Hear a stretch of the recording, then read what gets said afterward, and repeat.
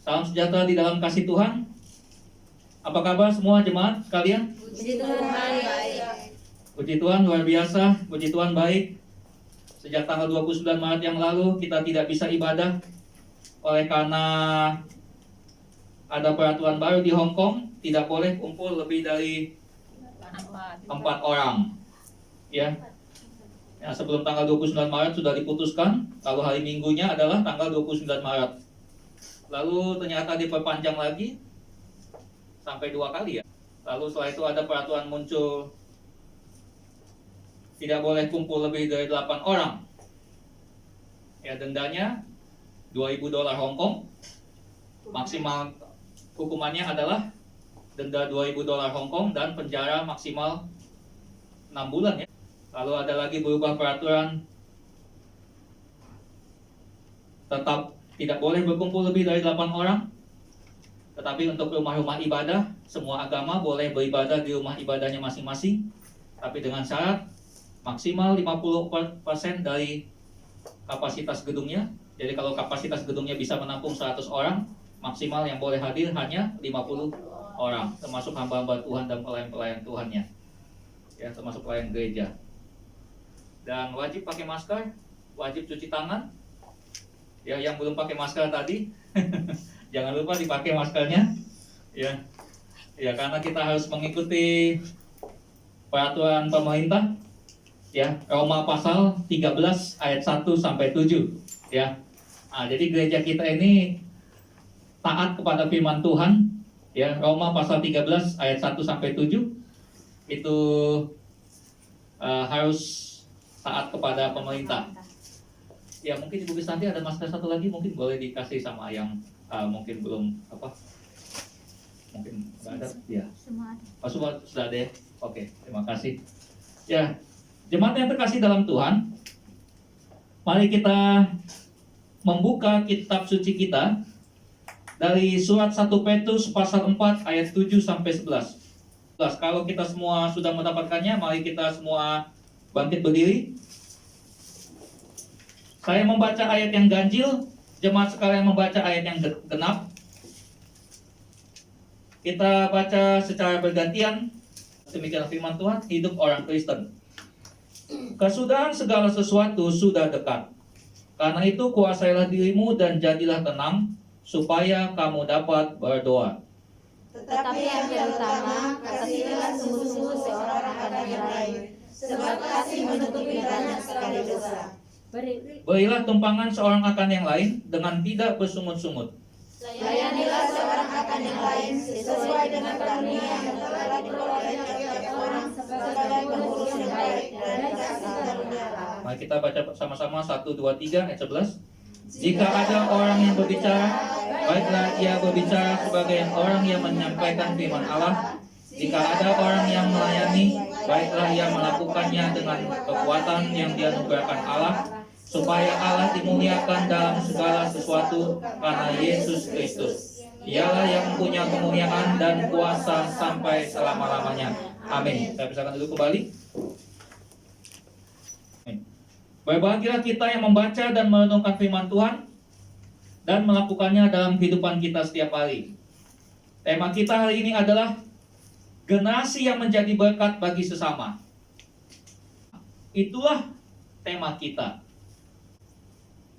Yang menjadi pertanyaan, siapakah sesama kita? Orang yang ada di sekitar kita, semua orang yang ada di Semua orang yang ada sekitar kita. di sekitar kita. Semua orang sekitar. Semua orang sekitar. Sesama kita. Masih ingat percakapan Tuhan Yesus? Ya. Siapakah sesamaku? Tuhan Yesus bilang, sesamaku adalah Mereka yang melakukan kebenaran firman Tuhan. Nah, dalam ayat yang lain, sesama kita, apakah itu juga orang berdosa sesama kita? Apakah para pelacur itu juga sesama kita? Ya, pelacur itu sesama kita juga. Ya. Nah, pelacur, perampok, pembunuh, pezina, dan orang-orang berdosa, mereka juga adalah sesama kita. Mereka juga adalah manusia yang membutuhkan kasih Tuhan. Sesama kita bukan hanya orang Kristen saja, bukan hanya yang satu gereja dengan kita saja, bukan hanya orang yang satu suku dengan kita saja, ya, bukan hanya yang satu kampung dengan kita, bukan hanya yang satu kota dengan kita, bukan hanya yang satu negara dengan kita. Sesama kita adalah semua orang yang diciptakan oleh Tuhan, baik kita masuk juga orang berdosa, itulah sesama kita. Dan mereka membutuhkan kasih Tuhan. Amin. Amin. Sangat menyedihkan kalau ada orang Kristen hanya mau bergaul dengan sukunya sendiri. Ya. Kalau orang Medan hanya mau bergaul dengan orang Medan, sangat disayangkan. Orang Jawa hanya mau bergaul dengan orang Jawa. Orang Sulawesi hanya mau bergaul dengan orang Sulawesi. Sangat menyedihkan kalau seandainya ada orang Kristen seperti itu. Saya bersyukur jemaat di sini semua baik-baik ya. Amin. Amin. Amin. Ya. Semua di sini jemaat baik-baik dan tidak ada yang seperti itu. Nah, mari kita lihat firman Tuhan, generasi yang menjadi berkat bagi sesama. Kita tahu bersama bahwa Petrus ini dia adalah salah satu murid Yesus. Kita tahu bagaimana kisah hidupnya, ya. Ketika Yesus sebelum disalib, dia bilang apa? Masih ingat apa yang dibilang oleh Petrus? Ya, kiranya itu enggak terjadi Tuhan. Waktu Yesus mengucapkan satu kalimat, aku rela mati demi engkau. Masih ingat kisah itu? Masih. Ya. Aku rela mati demi engkau. Tapi Yesus tahu kan, Petrus, sebelum ayam berkokok, engkau sudah menyangkal aku 3 kali. Dari 12 orang murid Yesus, Yesus tahu siapa nanti yang akan mengkhianati dia. Yesus tahu siapa yang akan nanti menyangkal dia. Ya, saya pernah ngobrol-ngobrol sama Ibu Kristanti di rumah. Yudas itu mengkhianati Yesus itu, ya, karena dia keluar dari komunitas. Ya, salah satu sebabnya. Ya, dia keluar dari komunitas, dia keluar dari persekutuan. Ya. Waktu mereka lagi berkumpul, Yudas pergi kemana? Pergi keluar. Dia jual Yesus dengan berapa keping perak? 30. 30 keping perak. Lumayan pada masa itu. Ya. Dia keluar dari persekutuan. Dia memisahkan diri dari persekutuan. Ya, dia tidak tetap bersatu. Makanya saya perhatikan orang-orang Kristen yang suka lari sana, lari sini, menjauh dari persekutuan. Ya, tinggal tunggu aja waktunya. Dosa sudah mengintip. Ya, makanya benar kan apa yang dikatakan oleh John Bunyan. Doa akan membuat seseorang berhenti berbuat dosa, atau dosa akan menghentikan seseorang untuk berdoa. Ya. Makanya saya ya pernah waktu kita diskusi di sini kan, ya salah satu sebab kenapa orang Kristen malas ke gereja, salah satu sebabnya karena masih hidup dalam dosa. Ya. Nah, kita lihat tema kita hari ini, generasi yang menjadi berkat bagi sesama. Ya, generasi yang menjadi berkat.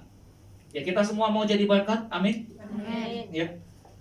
Kalau kita mau menjadi berkat, ya kita hidup pada saat ini, kita hidup di zaman generasi milenial, betul ya?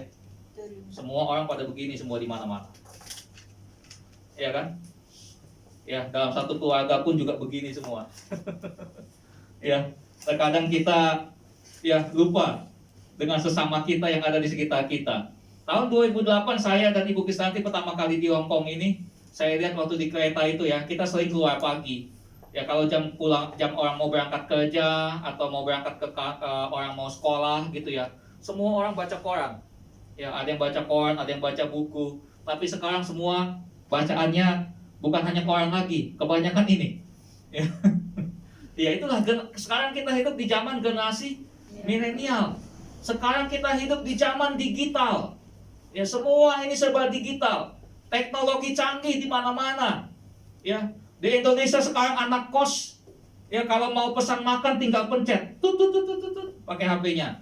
Nanti datang pakai Gojek, ya kan? Online. Ya. Jadi nggak perlu lagi keluar dari tempat kosnya, dia bisa ya pesan, ya. Tetapi ada bahayanya. Kalau nggak olahraga bahaya ini kan, nggak bergerak di dalam terus, ya, kurang sehat fisiknya. Nah, generasi yang menjadi berkat bagi sesama, itulah tema kita. 1 Petrus 4 ayat 7 sampai 11 katakan, mari kita lihat ayat ini. Ayat yang ke-7. Kesudahan segala sesuatu sudah dekat. Karena itu kuasailah dirimu dan jadilah tenang supaya kamu dapat berdoa. Bagaimana caranya supaya kita bisa menjadi berkat bagi sesama? Generasi yang menjadi berkat bagi sesama. Supaya kita bisa menjadi berkat bagi sesama, yang pertama adalah kita harus berdoa. Ya. Kita harus berdoa.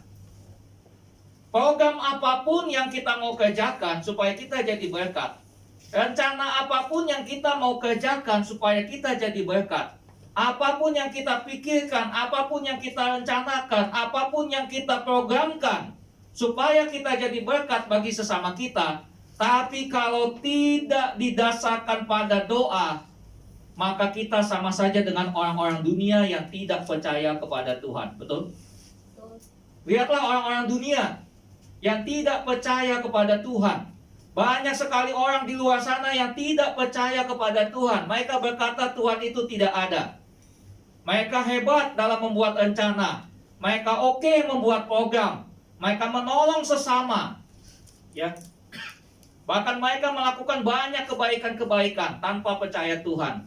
Tetapi apakah mereka melakukan itu untuk Tuhan? Tidak. Mereka tidak berdoa. Ya.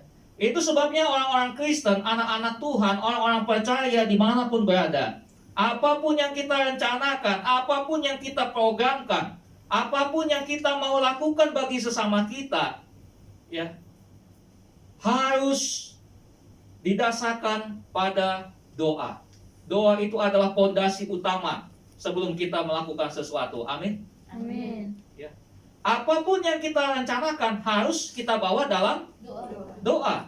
Surat Yakobus mengatakan, ya, apapun yang kita mau rencanakan, kita harus bawa rencana kita itu kepada Tuhan.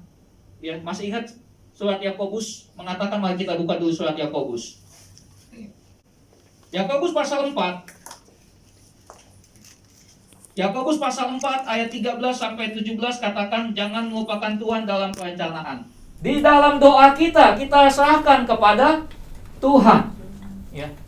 Jadi kalau misalnya nanti ada yang mau pulang cuti umpamanya tahun depan, ya, saya kepingin jadi berkat, ya, bagi sesama saya di Indonesia. Saya kepingin jadi berkat buat keluarga saya. Ya, nanti kalau ada teman yang tanya kapan pulang ke Indonesia, maka harus menjawab kalau Tuhan kehendaki tahun depan. Kalau misalnya itu tahun depan. Kalau misalnya nanti 2 bulan lagi, maka dia harus menjawab kalau Tuhan kehendaki. Ya, kalimat itu harus ada. Ini ajaran firman Tuhan. Kalau Tuhan berkehendak, saya akan berbuat ini, berbuat itu, ya kan? Nah, kalau misalnya mau dagang seperti kata firman Tuhan Yakobus tadi, nanti akan mendapat untung. Ya, kalau Tuhan kehendaki. Kalau Tuhan kehendaki, nanti saya akan pulang tahun depan.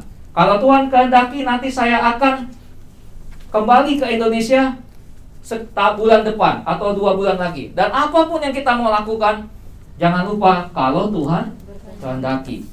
Ya. Jadi apapun yang kita rencanakan, kita harus bawa dalam doa, supaya kita itu bukan hanya sekedar melakukan sesuatu yang biasa-biasa saja, tetapi kita melibatkan Tuhan dalam setiap rencana kita, dalam setiap apapun yang kita mau lakukan, supaya kita benar-benar menjadi berkat bagi sesama. Amin. Amin. Kita mau jadi orang yang biasa atau yang luar biasa? Luar biasa. Luar biasa kan? Kalau orang Kristen yang biasa-biasa itu banyak, terlalu banyak. Ya, saya waktu dulu belum kawin belum nikah, ya masih jomblo gitu, lah jomblo. Ya, ini hari ini tanggal 24 Mei 2004 nih. Tanggal 24 Mei 2004 jam setengah 8 malam, ya saya diterima sama Ibu Kristanti. Ya, tanggal 24 Mei 2004 jam setengah 8 malam. Setengah 8 malam nanti kita makan. Ya. Nah, di Kota Batu, Provinsi Jawa Timur, 24 Mei 2004 jam setengah 8 malam. Ya, saya tunggu jawabannya. Kira-kira mau nggak dia nih jadi pacar saya nih? Ya, lama jawabnya. Ya, berapa minggu? 2 minggu ya? 3 minggu? Ya, cuma tinggal jawab ya atau tidak aja, lama banget. Ya, saya setelah menikah saya goda-goda Ibu Kristanti, kamu jual mahal aja. Banyak orang yang antri di luar sana. Ya, hanya bercanda saja. Ya. Nah, jadi ya waktu saya masih jomblo dulu, ada orang yang bilang, ada hamba Tuhan bilang, orang Kristen yang biasa-biasa saja itu banyak. Ya, sangat banyak. Tapi orang Kristen yang luar biasa, nah ini pertanyaan. Iya juga ya, saya juga orang Kristen yang biasa-biasa. Saya pikir-pikir, waktu orang itu ngomong begitu, saya udah lupa tahun berapa. Ya. Nah, jadi firman Tuhan 1 Petrus pasal 4 yang tadi kita baca, kuasailah dirimu dan jadilah tenang supaya kamu dapat berdoa. Ya. Apapun pergumulan kita, apapun masalah kita, ya, firman Tuhan ingatkan kita supaya kita menguasai diri, supaya kita menjadi tenang, supaya kita bisa berdoa. Ya. Bagaimana mungkin kita bisa jadi berkat bagi sesama kalau hidup kita, ya, tidak punya waktu khusus untuk berdoa? Berapa jam kita berdoa sehari? Gak usah dulu berapa jam, berapa menit dulu kita berdoa? Ya, 60 menit atau 30 menit atau 15 menit atau 10 menit atau 5 menit. Jangan sampai gak ada waktu khusus untuk berdoa. Lihatlah Daniel. Daniel berdoa berapa kali sehari? 3 kali sehari.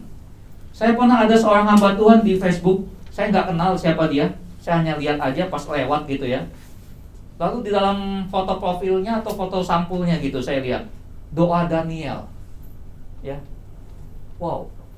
Jadi dia menerapkan satu ajaran di mana doa Daniel, ya, berdoa dalam satu hari itu 3 kali. Daniel ini berdoa 3 kali sehari. Ya. Makanya saya perhatikan orang-orang Kristen yang hidupnya punya waktu khusus untuk berdoa, apapun pergumulannya, apapun masalahnya, pasti Tuhan bela. Amin. Ya, waktu dia mau dilemparkan ke gua singa kan, ya kan? Singa-singa itu gak ada satupun yang menakam Daniel kan? Tapi yang memusuhi Daniel baru dimasukkan langsung diterkam. Ya. Kalau di sekolah minggu, anak sekolah minggu bilang, Kak, singanya ompong waktu itu.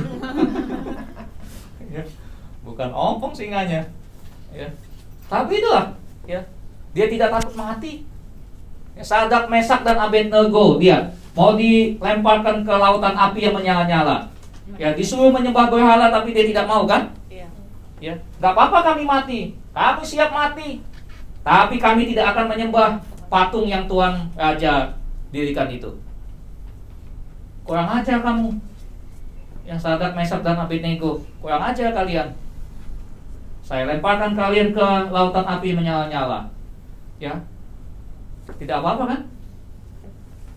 Nah, tidak takut mati. Ya. Makanya orang-orang yang hidup punya waktu khusus untuk berdoa tidak akan takut mati.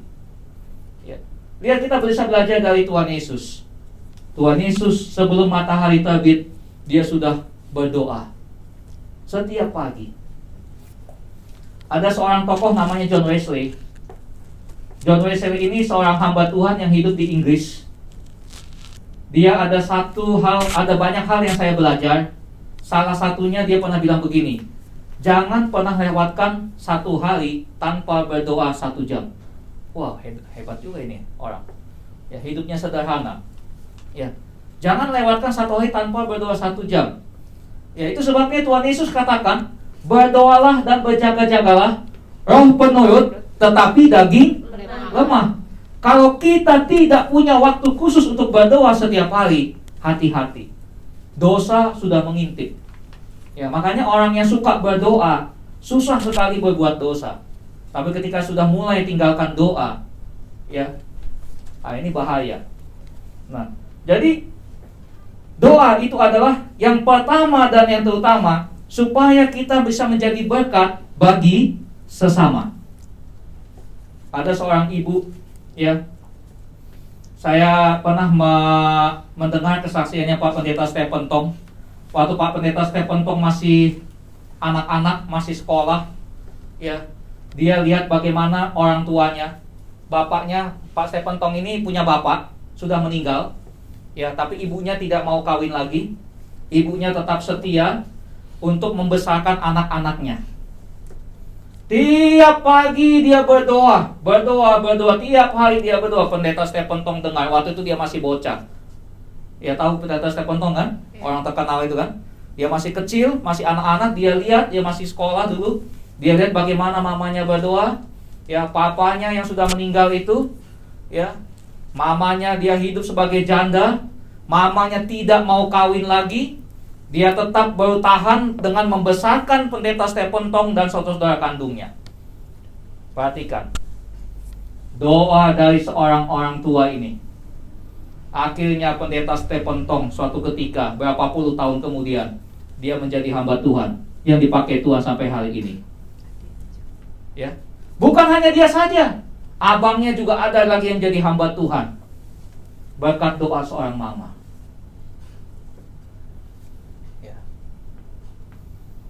Apakah mamanya Stephen Tong bisa kawin lagi waktu itu? Bisa, masih muda, masih cantik. Tapi dia tidak mau lakukan itu. Saya harus besarkan anak-anak saya. Tiap pagi dia berdoa, siang malam dia berdoa. Dia punya waktu khusus untuk berdoa, termasuk dia doakan anak-anaknya. Hidupnya pas-pasan.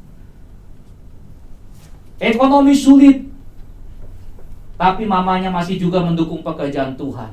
Inilah orang berdoa, ya. Menjadi berkat bagi sesama, ya. Saya pernah satu kali saya kedapatan sama mama saya lagi berdoa, ya. Waktu lagi pagi-pagi saya terbangun, ya subuh, mama saya lagi berdoa. Dan saya perhatikan, orang tua yang suka berdoa, anak-anaknya takut Tuhan. Anak-anaknya menjadi berkat bagi sesama. Anak-anaknya menjadi orang-orang yang luar biasa. Anak-anaknya dipakai Tuhan untuk membawa orang kepada pertobatan. Lihat Stephen Tong, dipakai Tuhan untuk bawa orang kepada pertobatan, ya. Lihat hamba-hamba Tuhan dan tokoh-tokoh yang kita kenal, ya, di mana orang tua berdoa, anak-anaknya menjadi anak-anak yang takut Tuhan. Ya. Bukan berarti tidak ada pergumulan, tidak. Pendeta Stephen Tong tuh waktu saya lihat kisahnya, waktu saya dengar khotbahnya di YouTube, ternyata dia juga sempat ateis juga, nggak mau percaya Tuhan. Wow. Saya baru tahu juga setelah ada YouTube ini. Ada untungnya juga YouTube ini, ya. Ada untungnya juga YouTube ini, ya. Saya nggak tahu, saya baru tahu nih tahun 2020. Ternyata Pendeta Stephen Tong dulu pernah sempat tidak mau percaya Tuhan. Dia baca buku-buku yang ditulis oleh orang-orang ateis itu. Ya, saya nggak mau percaya Tuhan Yesus. Sempat, tapi akhirnya puji Tuhan dia bertobat. Ya. Itulah doa mama itu, doa orang tua itu. Ya. Kita mau keluarga kita menjadi orang yang luar biasa. Amin. Amin. Kita mau dipakai Tuhan menjadi berkat. Amin. Kita mau dipakai Tuhan untuk menciptakan generasi-generasi yang dipakai Tuhan. Amin. Berdoa. Apapun yang kita lakukan, apapun yang kita akan rencanakan, tanpa doa semuanya sia-sia. Tapi dengan doa yang sungguh-sungguh akan ada kuasa. Amin. Yang kedua, generasi yang menjadi berkat bagi sesama. Yang kedua, ayat yang ke-8, tetapi yang terutama, kasihlah sungguh-sungguh seorang akan yang lain, sebab kasih menutupi banyak sekali dosa. Supaya kita bisa menjadi berkat bagi sesama, yang kedua adalah mengasihi sungguh-sungguh seorang akan yang lain. Mengasihi sungguh-sungguh, bukan setengah-setengah. Tuhan Yesus, kita masih ingat Tuhan Yesus pernah bilang, kalau kamu mengasihi orang yang baik sama kamu, apakah jasamu? Orang berdosa pun bisa melakukannya. Tetapi kasihilah musuhmu, dan berdoalah bagi mereka yang menganiaya kamu. Kasihlah seorang akan yang lain dengan sungguh-sungguh. Supaya kita bisa menjadi berkat bagi sesama kita adalah kita harus mengasihi sesama kita dengan sungguh-sungguh. Ya. Bukan orang kaya saja yang kita kasihi, bukan orang yang pintar saja yang kita kasihi, bukan orang yang punya jabatan saja yang kita kasihi, bukan orang Kristen saja yang kita kasihi, bukan orang yang satu kampung saja yang kita kasihi, bukan yang satu suku kita kasihi, tetapi semua orang kita kasihi dengan sungguh-sungguh. Termasuk orang berdosa kita harus kasihi. Para pelacur, para perampok, para pezina, para pendosa dimanapun kita tetap harus kasihi. Amin. Lihatlah Tuhan Yesus. Kita belajar dari Tuhan Yesus ketika dia duduk dengan para pelacur, dengan para pemungut cukai. Apa yang dikatakan oleh ahli Taurat, orang-orang Farisi, orang-orang Yahudi? Oi, gurumu. Dia duduk sama orang berdosa. Ya kan? Ngomong ke murid-muridnya kan? Tapi Tuhan Yesus nggak jadi soal. Ya. Tapi kita juga jangan sampai ya ada orang Kristen kadang-kadang ya kita nggak apa-apa lah duduk sama orang-orang berdosa. Ya, tapi bukan berarti kita ikut-ikutan orang berdosa itu. Ya. Ya. Saya dulu pernah tinggal di Indonesia gitu ya. Kita duduk misalnya ya atau misalnya kita kumpul dengan teman-teman yang masih mungkin merokok gitu ya atau mungkin masih minum. Ya boleh duduk, tapi bukan berarti kita ikut minum di situ, bukan berarti kita ikut merokok di situ, ya, bukan seperti itu. Nah, tetapi bagaimana supaya kita bisa menjadi berkat? Kita tidak mencampurkan diri dengan kehidupan yang duniawi, amin. Ya, nah menjadi berkat, ya kita harus benar-benar mengasihi sesama kita dengan sungguh-sungguh. Jadi kalau misalnya kita jengkel atau ya mungkin ada sesuatu hal yang kita mungkin tidak bisa terima dari teman kita atau siapapun, ya kita kasihi, kita belajar untuk mengasihi dia. Amin. Itulah sekolah kehidupan yang Tuhan izinkan terjadi bagi kita. Kalau kita sekolah SD, SMP, SMA 6 tahun, 3 tahun, tapi sekolah kehidupan ini setiap hari, setiap tahun sampai kita meninggal nanti. Kita akan menghadapi orang dari berbagai karakter, dari berbagai tipe dan sifat-sifat apapun. Dan itulah tugas kita untuk mengasihi. Kalau kita sulit untuk mengasihi semua orang, maka kita tidak akan bisa menjadi generasi yang menjadi berkat bagi sesama. Tidak mungkin. Ya. Temanya bagus sekali nih. Generasi yang menjadi berkat bagi sesama. Lalu di sini dikatakan, ya. Jadi kita berdoa, lalu yang kedua mengasihi. Ya. Lalu yang ke-9 dikatakan berilah tumpangan seorang kan yang lain dengan tidak bersungut-sungut. Pada masa itu, memang ada orang-orang tertentu yang memang mereka berasal dari satu tempat, lalu mereka mungkin mampir di satu tempat, lalu orang-orang Kristen diajar di sini supaya memberikan tumpangan seorang akan yang lain dengan tidak bersungut-sungut. Ya. Saya ingat ada seorang bibi saya di Papua. Dia luar biasa sekali beliau ini. Kalau ada orang-orang yang misalnya sedang merantau ya, atau misalnya sedang bekerja di satu tempat di sana, bibi saya ini menampung banyak orang. Ya. Dan saya perhatikan termasuk orang tua saya. ketika ada orang-orang yang misalnya membutuhkan tumpangan, wah mereka luar biasa sekali ya. Ya karena saya perhatikan orang-orang yang punya hati untuk memberikan tumpangan itu, nggak semua bisa.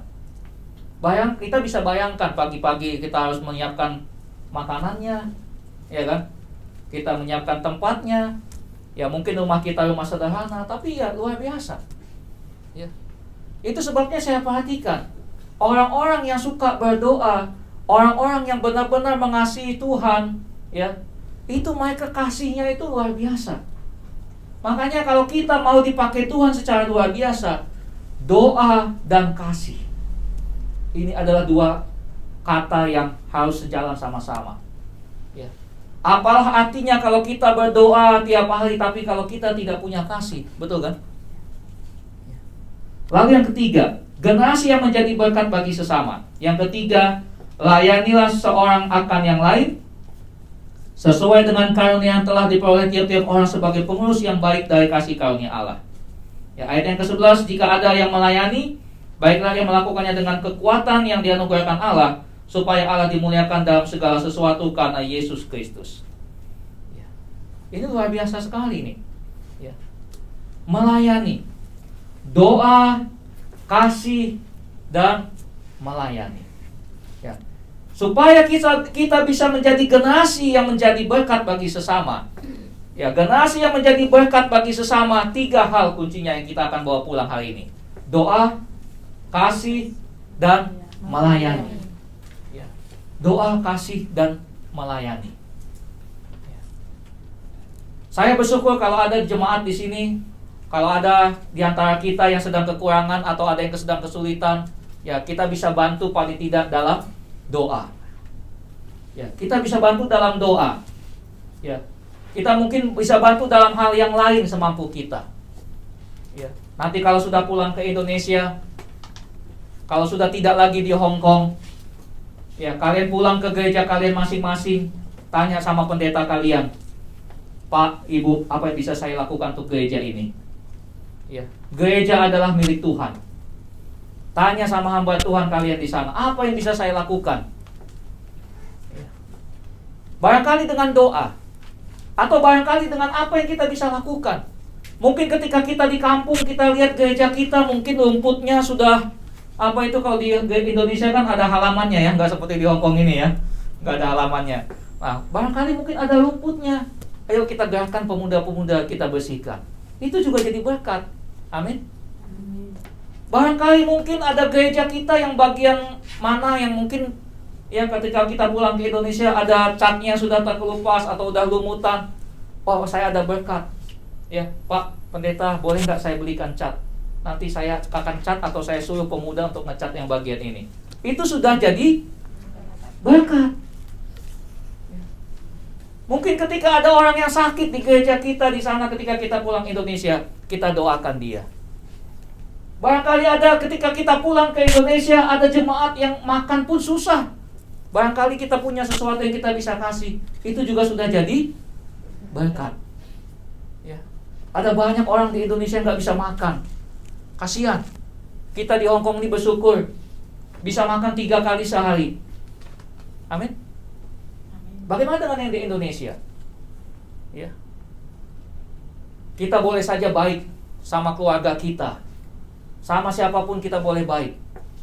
Tapi ingat, ada masih juga yang orang yang di luar keluarga kita yang perlu membutuhkan kasih Tuhan melalui kita. Jadi 3 hal yang kita bawa pulang. Generasi yang menjadi berkat bagi sesama. Kita harus berdoa, kita harus mengasihi sungguh-sungguh, dan kita melayani satu dengan yang lain.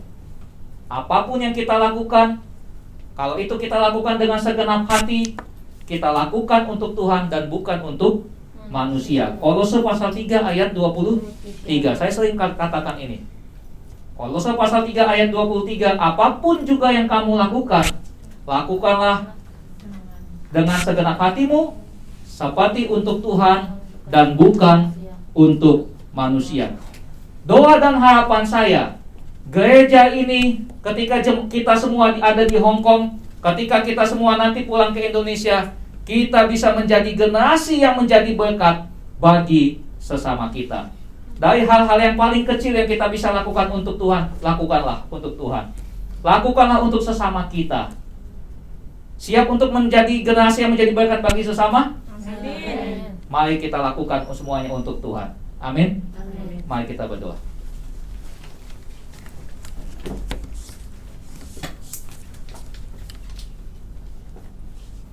Tuhan Yesus, kami bersyukur untuk firman-Mu. Tuhan, kami tidak mau menjadi orang Kristen yang biasa-biasa saja, tapi kami mau Tuhan menjadi orang Kristen yang luar biasa, yang dipakai Tuhan secara luar biasa. Tuhan, tolong kami Bapa, supaya kami menjadi orang-orang yang menjadi berkat bagi sesama. Mampukan kami Tuhan, tolong kami, supaya kami bukan hanya memikirkan diri kami sendiri, tetapi kami juga memikirkan Tuhan, memikirkan pekerjaan-pekerjaan Tuhan, dan memikirkan sesama kami yang membutuhkan kasih Tuhan melalui kami. Terima kasih Tuhan untuk firman-Mu. Kiranya Engkau menguatkan kami semua, sehingga kami terus setia sampai akhir hidup kami sebagai pengikut Tuhan Yesus. Tuhan, tolong kami juga Tuhan, supaya kami tetap setia melakukan kebenaran firman-Mu. Terima kasih Bapa. Dalam nama Tuhan Yesus kami berdoa. Amin. Mari jemaat yang terkasih dalam Tuhan, mari kita semua bangkit berdiri. Mari kita mengaku pengakuan iman kita. Mari kita mengaku bersama-sama pengakuan iman rasuli. Aku percaya kepada Allah, Bapa yang Maha Kuasa, Khalik langit dan bumi, dan kepada Yesus Kristus, anaknya yang tunggal Tuhan kita, yang dikandung daripada Roh Kudus, lahir dari anak darah Maria, yang menderita sengsara di bawah pemerintahan Pontius Pilatus, disalibkan, mati dan dikuburkan, turun ke dalam kerajaan maut. Pada hari yang ketiga, bangkit pula dari antara orang mati, naik ke surga, duduk di sebelah kanan Allah, Bapa yang Maha Kuasa, dan akan datang dari sana untuk menghakimi orang yang hidup dan yang mati. Aku percaya kepada Roh Kudus, gereja yang kudus dan am, persekutuan orang kudus, pengampunan dosa, kebangkitan daging, dan hidup yang kekal. Amin. Saya persilakan duduk kembali.